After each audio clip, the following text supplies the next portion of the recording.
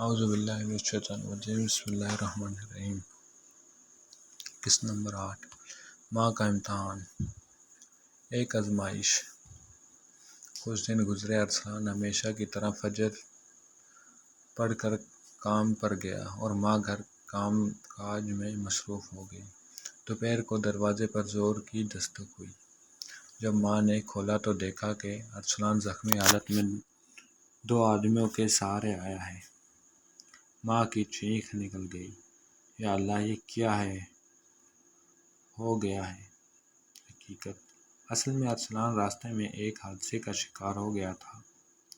گاڑی سے ٹکر لگی مگر اللہ کی کرم سے جان بچ گئی، صرف بازو اور ماتھا زخمی ہوا تھا۔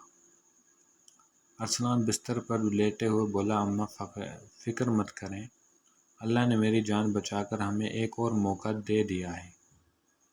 یہ حادثہ مجھے یاد دلا رہا ہے کہ وقت کتنا کم ہے۔ ماں کے دل پر خوف طاری ہو گیا۔ انہوں نے رات بھر جاگ کر دعا کی، یا اللہ، یہ میرا سہارا ہے، اگر تو نے اسے واپس بلا لیا تو میرا کیا بنے گا؟ لیکن پھر ان کے دل میں ایک آواز آئی، جب بیٹا سہارا ہے تو دل کو سکون ہے، لیکن اصل سہارا تو اللہ ہے۔ صبر کی طاقت۔ ماں نے اگلی صبح ارسلان کے پاس بیٹھ کر کہا، بیٹا، میں نے رات بھر سوچا، ہمیں اپنے رب پر بھروسہ کرنا چاہیے۔ یہ حادثہ ہمیں یاد دلاتا ہے کہ اصل حفاظت صرف اللہ کے پاس ہے۔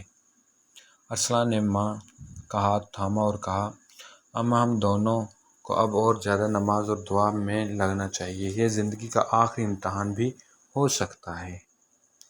روشنی کا لمحہ۔ چند دنوں میں ارسلان صحتیاب ہونے لگا۔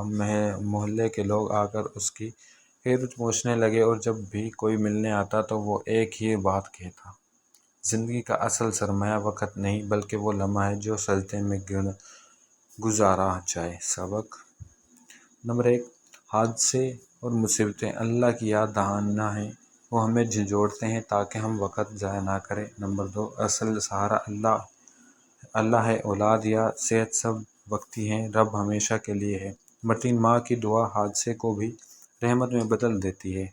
نمبر 4، صبر غم کو طاقت میں بدل دیتا ہے۔ نمبر 5، وقت قیمتی ہے، شاید ہر حادثہ یہ بتانے کے لیے آتا ہے کہ ابھی بھی وقت ہے، توبہ کر لو۔